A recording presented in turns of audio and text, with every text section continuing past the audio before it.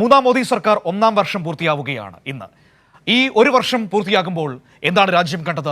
ബി.ജെ.പിയുടെ വർഗീയ ഫാസിസ്റ്റ് നയങ്ങൾ, പൊള്ളയായ അവകാശവാദങ്ങൾ, കേരളം ഉൾപ്പെടെയുള്ള പ്രതിപക്ഷം ഭരിക്കുന്ന സംസ്ഥാനങ്ങളോടുള്ള കടുത്ത സാമ്പത്തിക അവഗണനകൾ, ഒരു രാജ്യം ഒരു തെരഞ്ഞെടുപ്പ്, മുസ്ലിം വിരുദ്ധ വഖഫ് നിയമം, പഹൽഗാമിലുണ്ടായ സുരക്ഷാ വീഴ്ച, അങ്ങനെ ഒരുപാട് ആക്ഷേപങ്ങളുടെ മുന്നിൽ നിൽക്കുകയാണ് മൂന്നാം മോദി സർക്കാരിന്റെ ആദ്യ വർഷം.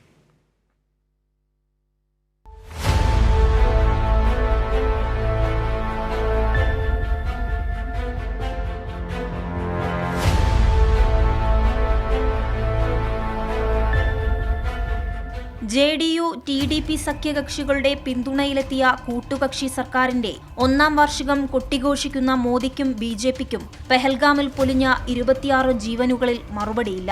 സുരക്ഷാ വീഴ്ചയുണ്ടായിട്ടും രാജ്യത്തോട് വിശദീകരിക്കാൻ പാർലമെന്റ് സമ്മേളനവും ഉണ്ടായില്ല.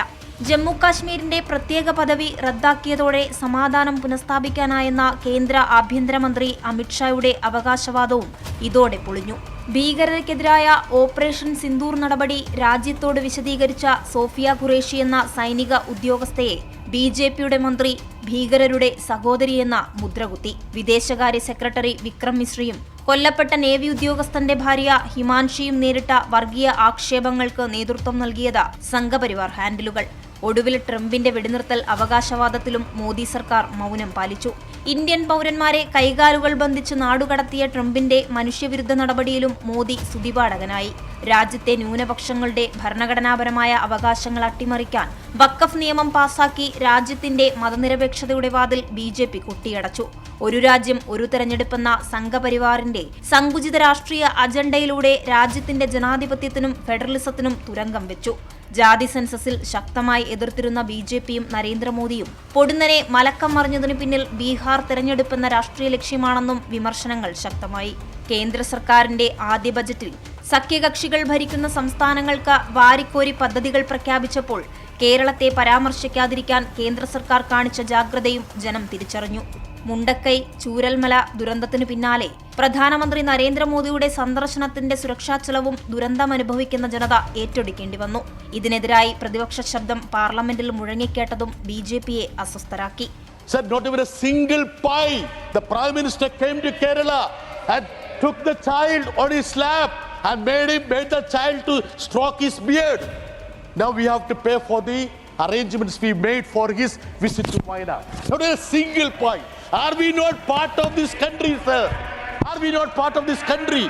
Can you discriminate a state like this, sir?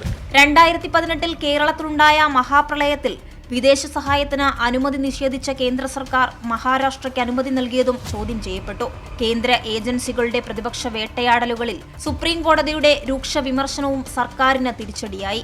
റെയിൽവേയിലെ സുരക്ഷാ പിഴവും വിമാനത്താവളങ്ങളിലെ മേൽക്കൂരകൾ, നിർമ്മാണത്തിലിരുന്ന പാലങ്ങൾ എന്നിവയുടെ തകർച്ചയും സ്ഥിരം കാഴ്ചയായതോടെ വികസനത്തിനായി കോടികൾ ചിലവഴിച്ചെന്ന സർക്കാരിന്റെ അവകാശവാദങ്ങളും പൊളിഞ്ഞു. രണ്ടാം മോദി സർക്കാരിന്റെ കാലത്ത് ആരംഭിച്ച മണിപ്പൂർ വർഗീയ കലാപം അവസാനിപ്പിക്കാനാകാതെ സംസ്ഥാനത്തെ രാഷ്ട്രപതി ഭരണത്തിലേക്ക് തള്ളിവിട്ടു. ദേശീയ വിദ്യാഭ്യാസ നയം, ത്രിഭാഷാ നയം, സർവകലാശാലകളിലെ കാവ്യവൽക്കരണം, ദേശീയ കാർഷിക വിപണന കരട് നയം, നീറ്റ് പരീക്ഷകളിലെ അട്ടിമറി തുടങ്ങി പ്രതിഷേധങ്ങളുടെ നീണ്ടനിര മൂന്നാം മോദി സർക്കാരിന് തലവേദനയായി. രാജ്യത്തിന്റെ ജനാധിപത്യ ഫെഡറൽ സംവിധാനങ്ങളെ തകർത്ത് വർഗീയ ചേരിതിരിവുണ്ടാക്കാനുള്ള ബി.ജെ.പിയുടെ അജണ്ട തന്നെയാണ് മൂന്നാം മോദി സർക്കാരിന്റെ ഒന്നാം വർഷം പൂർത്തിയാകുമ്പോഴും തുടരുന്നത്.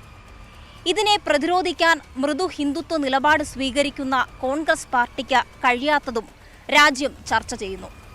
ക്യാമറാമാൻ കിരൺ രാജിനോടൊപ്പം സ്വാതി സന്തോഷ്, കൈരളി ന്യൂസ്, ദില്ലി.